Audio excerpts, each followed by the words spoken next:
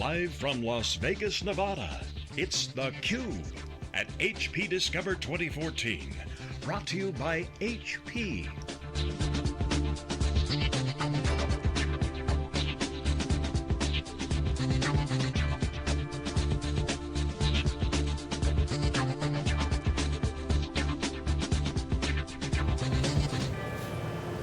Okay, welcome back. We're live in Las Vegas. We're here at HP Discover. This is theCUBE, our flagship program. We go out to the events, we extract the signal from the noise. I'm John Furrier, the founder of SiliconANGLE. I'm joined with my co-host Dave Vellante, co-founder, chief analyst at wikibon.org. Our next guest is Scherer, VP of Strategy at QLogic.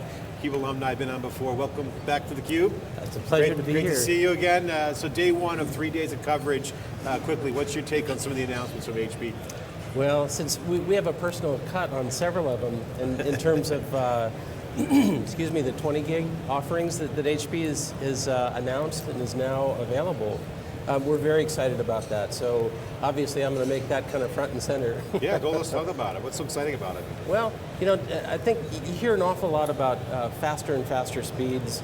I think this whole Flex 20 is some folks have called it, from the switch module standpoint, it's the Virtual Connect F8 module. What comes out of the chassis is really a tremendous amount of bandwidth. We have 240 gigabit worth of uplink bandwidth that comes up out of the chassis.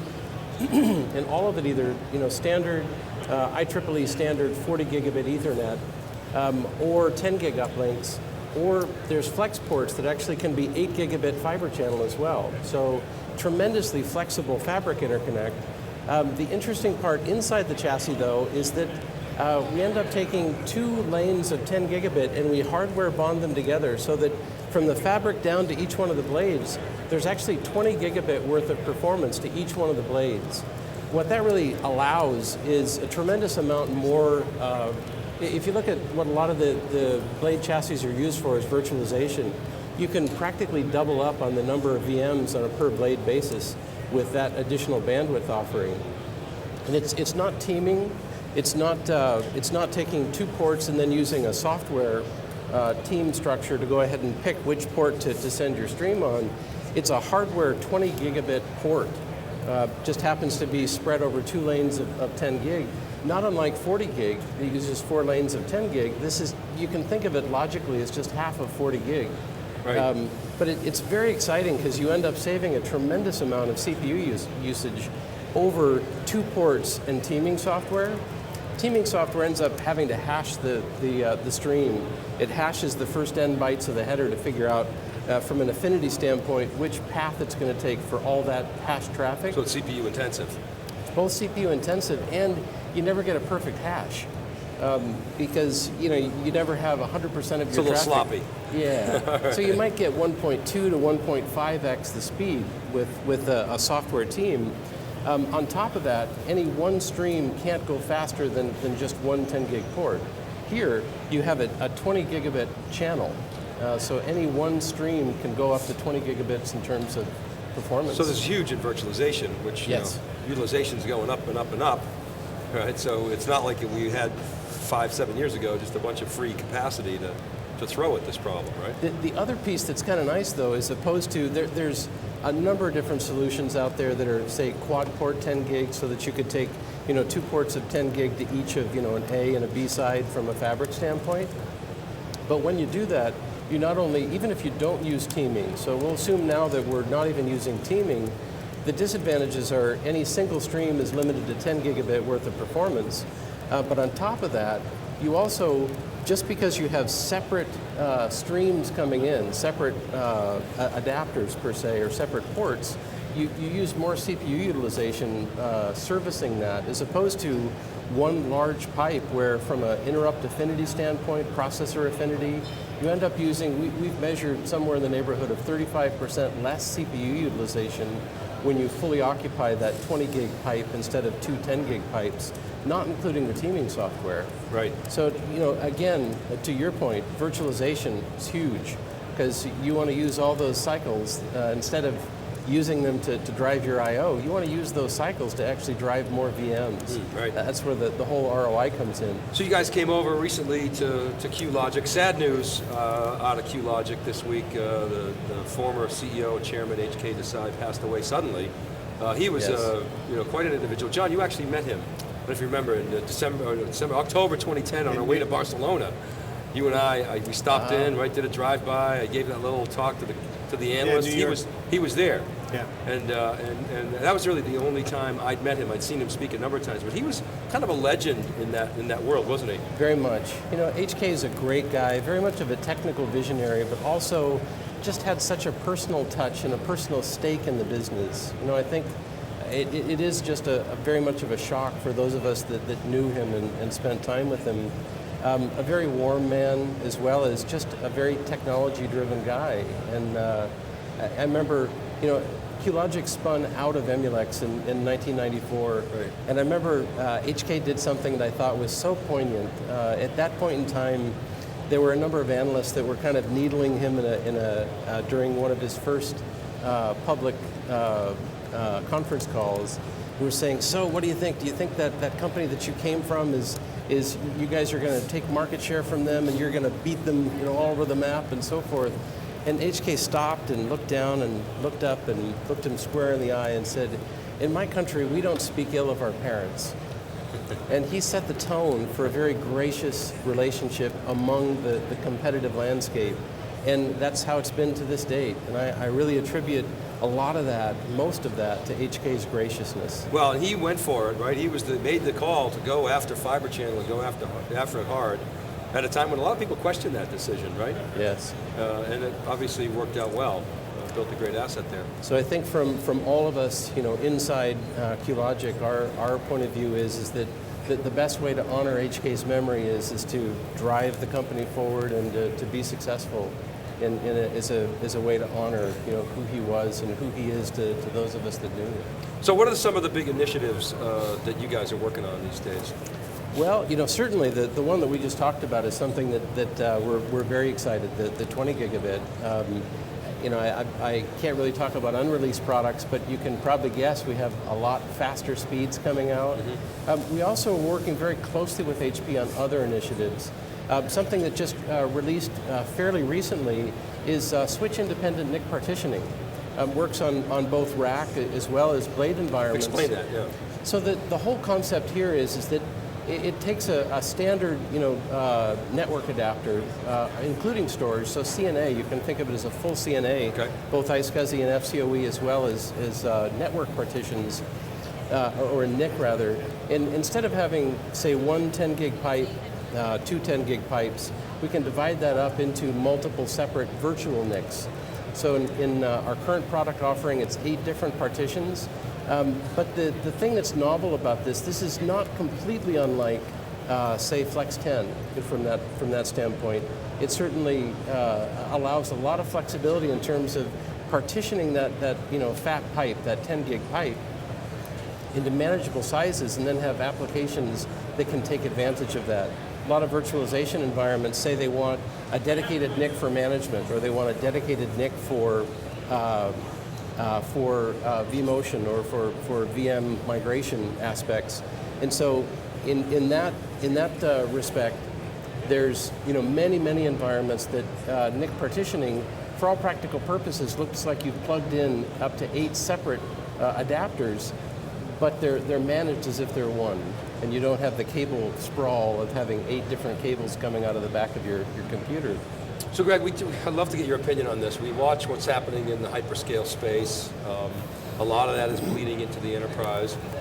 So it's sort of a harbinger of things to come. So what is the role of adapters specifically in the hyperscale environment today, and how will that evolve into the enterprise?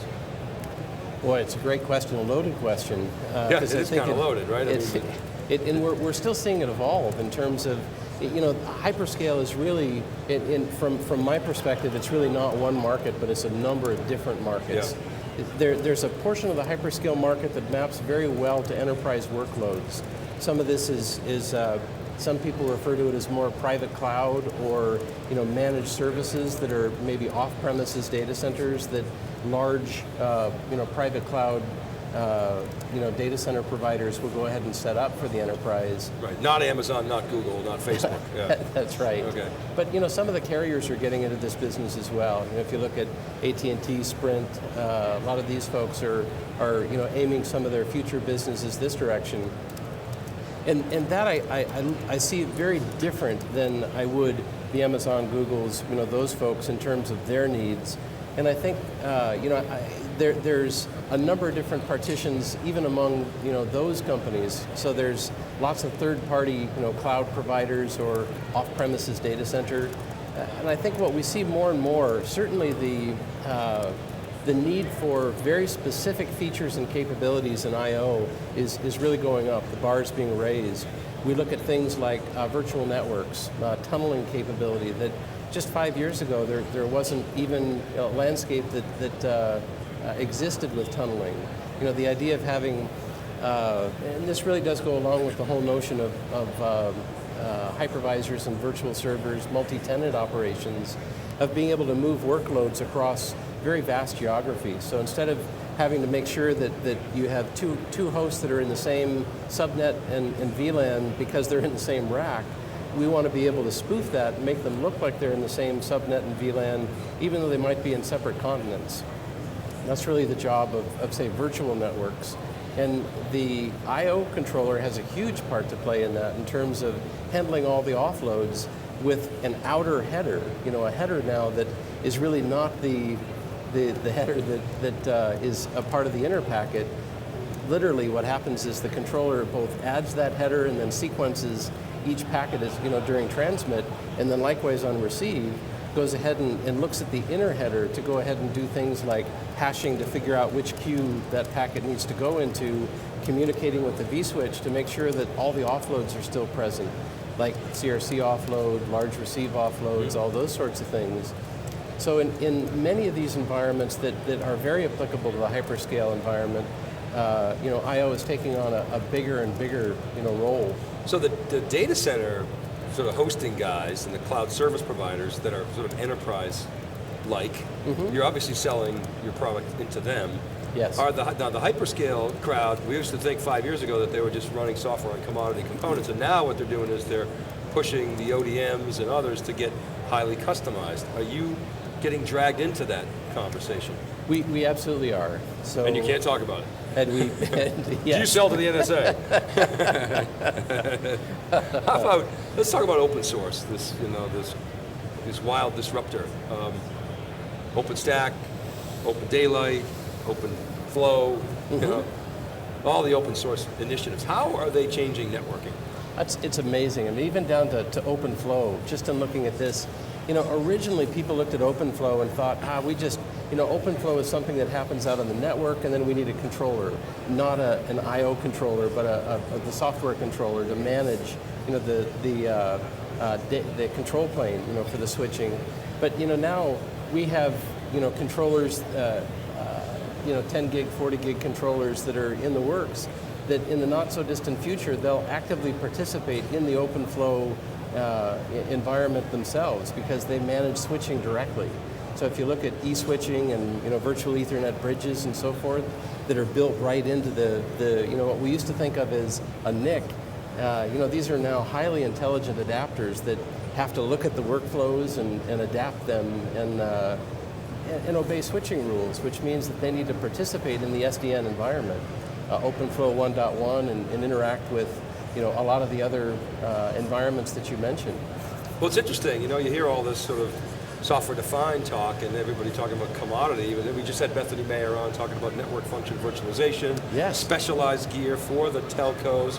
Like I say, the hyperscale guys are going more and more custom to get denser and denser, servers and other components, certainly networking gear.